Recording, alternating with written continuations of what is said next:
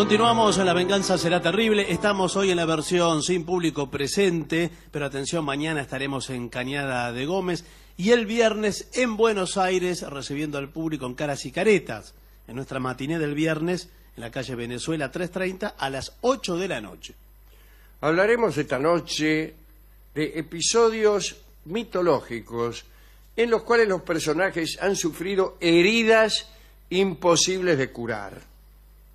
Estos personajes debían soportar dolores que muchas veces eran productos de castigos de los dioses por alguna falta, salvo que recurrieran a los poderes o a la sabiduría de algunos que tenían la virtud de curar lo imposible. Como sabemos, Esculapio, ¿no?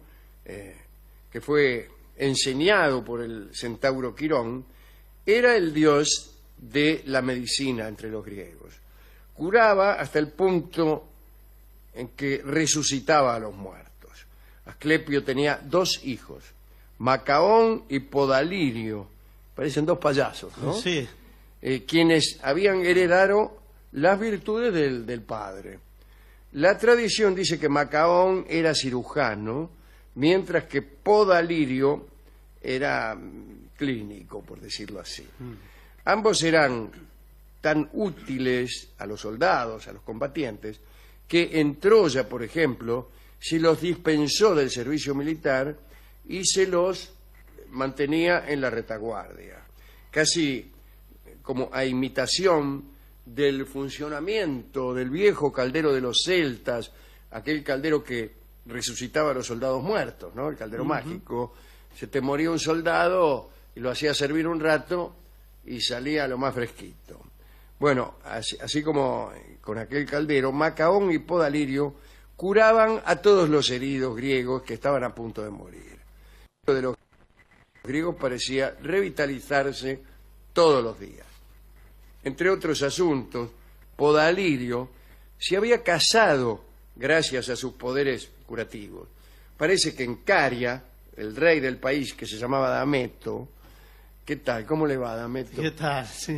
Necesitaba de sus facultades para salvar a su hija Cirna, que se había caído del tejado del palacio.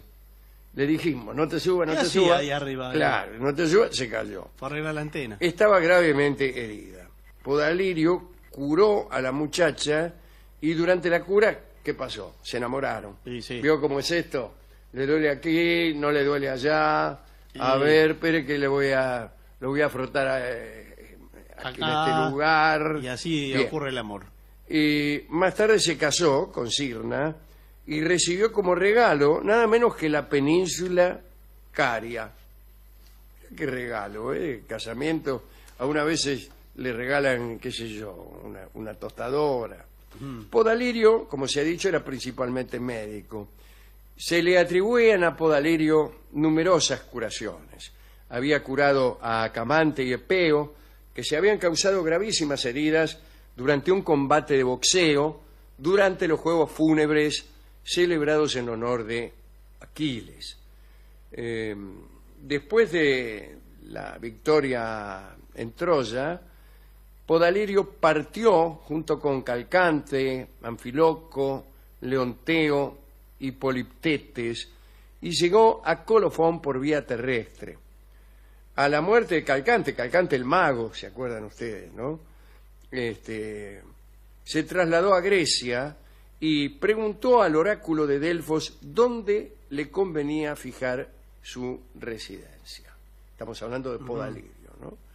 Y el oráculo le respondió que eligiera un país de tal naturaleza que no tuviese que temer nada si el cielo caía a su alrededor. Y el país que satisfizo esa condición resultó ser el quersoneso Cario, que se halla completamente rodeado de montañas, y en él se estableció Podalirio. También existía en Italia, al pie del Monte Drio, un santuario consagrado a Podalirio, y en la cima otro dedicado a Calcante, que pasaba por haber sido fundado por Podalirio. Quien quiera que sacrificara hiciera un sacrificio en uno u otro santuario, tenía que sacrificar un carnero negro y dormir sobre la piel del animal. Y entonces tenías sueños proféticos. Ah, mire. Otros personajes famosos que han sufrido alguna clase de enfermedad y fueron curados. Ahí lo tiene a Filoctetes, que era hijo de Peante y Metone. Era, famosamente, el depositario del arco y las flechas de Heracles. Filoctetes había tenido que ver con la muerte de Heracles. Recuérdese que mientras Heracles moría, consumido, ¿no es cierto?, por haberse puesto aquella camisa en la cual Deianira, engañada por Neso, el centauro, había vertido un específico venenoso, había ordenado Heracles a algunos amigos que lo quemaran en una pira para terminar con los sufrimientos. Todos se negaron, menos Filoctetes. Antes de morir, Heracles hizo jurar a Filoctetes, que había sido el único testigo de su muerte, que jamás revelaría a nadie el emplazamiento de la pira que estaba en el monte Eta. Tiempo más tarde, acosado a preguntas, Filoctetes rompió su juramento de manera extraña. En vez de hablar, se trasladó, seguido por una multitud, al monte Eta y sin decir palabra, golpeó con el pie en el lugar en donde había ardido Heracles. Ahora bien, Filoctetes figuraba entre los pretendientes de Helena. Quiere decir que a título de tal se unió a la expedición contra Troya. Recordemos que los pretendientes de Helena se habían juramentado a dejar que ella eligiera a su esposo. Y después todos los que se habían anotado como pretendientes tenían la obligación de defender el derecho del esposo elegido en caso de que le fuese puesto en duda. Claro. Que fue lo que ocurrió. Helena raptada se fue a Troya y Menelao, el marido, reclamó a quienes habían hecho el juramento participar de la guerra. Entonces, Filoctetes se fue a Troya acaudillando un contingente de 7 naves con 50 arqueros. Sin embargo, Filoctetes no pudo llegar a Troya junto a los otros jefes por la falta que había cometido al revelar el lugar de la muerte de Heracles. Los dioses lo castigaron por ortiva. Claro. Hicieron que una flecha envenenada de las que le había legado el propio héroe se le clavara en un pie. La dejó por ahí tirada, y yo sí, como es uno, de la desordenado. pisó, chao. Estaban envenenadas con la sangre de la hidra de Lerna, esas flechas de Heracles, y causaba dolores espantosos y producía heridas incurables. A Filoctetes se le produjo una llaga que emanaba un hedor espantoso. Muy pronto el resto de los jefes de la expedición a Troya lo abandonaron, ¿no? Más que por el olor, por los gritos que le arrancaba el dolor que no podía reprimir. Esos gritos turbaban el orden y el silencio a la noche y también en los rituales de los sacrificios. Por eso hubo que resignarse a dejarlo solo. La decisión la había tomado el propio Agamenón, el jefe de las tropas. Filoctetes vivió 10 años abandonado en la isla de Lemnos, que por esos tiempos estaba desierta, con el pie pudriéndose y alimentándose de las aves que mataba con las mismas flechas de Heracles, ¿no? Cuando la guerra de Troya terminó, Filoctetes fue curado. Parece que Apolo sumió al herido en un profundo sueño, mientras Macaón, el hijo de Asclepio, cortaba con un cuchillo la carne muerta y lavaba la llaga con vino antes de aplicarle una planta secreta que había recibido del centauro Quirón. Filoctetes murió luchando en ayuda de los rodios contra una lucha contra bárbaros. En esa oportunidad también lo alcanzó una flecha, pero que le atravesó el pecho y lo liquidó. Veamos qué sucedió con Télefo. Télefo es hijo de Heracles y Auge. De todos los hijos de Heracles, Télefo fue el que más se pareció en aspecto al papá. Télefo vivía en Misia y luchó contra los griegos que se dirigían a Troya. Misia había sido una parada de los invasores y Télefo, cuando llegaron, salió a repelerlos. Mató a Tersandro, que era hijo de Polinices, pero al presentársele a Aquiles, Télefo, asustado, trató de huir. Durante la persecución, tropezó con una vid, se cayó y Aquiles lo hirió en un muslo. Parece que Dioniso había sido el causante de la caída porque Télefo no le había rendido los honores que se le debían al dios.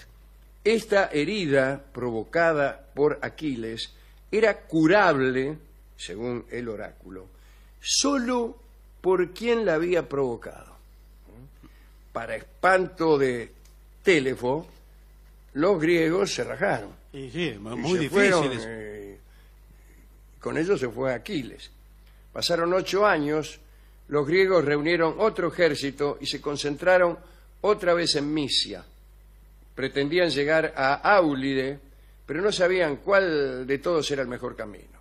Allí en Misia estaba Télefo, con su herida, sin cura, y padeciendo un dolor insoportable. Desesperado, Télefo ofreció mostrarles el camino si Aquiles consentía en curar a su antiguo enemigo, que era él. Aquiles aceptó, le aplicó un poco de la herrumbre que tenía la lanza en la herida de Télefo, y Télefo se curó. De conformidad con lo que había prometido, guió a la flota que llegó sin contratiempo a Áulide primero y a Troya después. Contemos qué es lo que le sucedió a Paris, el hijo del rey de Troya, ¿no? Durante su juventud, Paris, alejado de Troya, lo habían mandado a vivir como un pastor en la montaña, ¿no? Allí había amado a una ninfa llamada Enone. Tuvo con ella un hijo, Córito. Bueno, más tarde llega el famoso fallo sobre las diosas. ¿Se acuerdan ustedes? París estaba ahí como pastor y hubo una controversia entre 3 diosas del Olimpo a ver cuál era la más linda. Y ahí estaban Atenea, Hera y la diosa del amor, Afrodita. Cada una, y lo agarraron a este como jurado. Bueno, no está mal. A ver, me está gustando este pastor, que en realidad era el hijo del rey de Troya, ¿no? Pero bueno, y para que se pronuncie a ver cuál es más bella. Y todas lo quisieron sobornar. Atenea le ofreció la sabiduría, Hera le ofreció la gloria y el poder, y Afrodita, que era la más viva, le ofreció el amor de Helena. Le mostró, le hizo ver una imagen de Helena que pasaba por ser la mujer más hermosa del mundo, y le dijo: yo te ofrezco el amor de esta chica. Y París dijo sí. De ese fallo proviene la guerra de Troya, naturalmente. Pero cuando sucedió esto del fallo, claro, abandonó a Enone. Claro, sí, la dejó y se fue a buscar a Helena. Y Enone, que conocía el futuro, la ninfa, trató de disuadirlo, pero fue en vano. Entonces le dijo que si era herido, no tenía más que volver a su lado, porque solo ella conocía la manera de curarlo. Parece que Apolo le había dado a esta ninfa, a Enone, el don del conocimiento de ciertas sustancias mágicas. Ahora, bueno, algunos años después, en los últimos del sitio de Troya, París fue herido. Entonces, desesperado, se acordó de la promesa de la ninfa Enone y rápidamente le envió a Enone un mensajero para que la ninfa acudiese a curarlo. Pero Enone, rencorosa y enojada por haber sido abandonada, le negó sus auxilios y Paris murió. Sin embargo, Enone se arrepintió inmediatamente de su crueldad y acudió con sus remedios, esperando encontrar aún vivo a su antiguo amante. Pero cuando llegó, se enteró de que había muerto y entonces se suicidó Enone arrojándose a una pira funeraria. Y esta es la última de las historias de heridas incurables y de curaciones mágicas. Muy linda historia. Que debieran leer los médicos también, ¿no? Desde luego. Que están siempre mandando exámenes de eso, de aquello. Son Sí. curaciones. Claro. Que aprenda el doctor Caragencián. Sí, señor. Muy bien. ¿Con qué podemos ilustrar esta charla? Bueno, hay un tango que se llama justamente Incurable, Ah, bueno. en evidente alusión a estas heridas de las que estamos hablando hoy. Así que escucharemos a Carlos Gardel en este tango Incurable.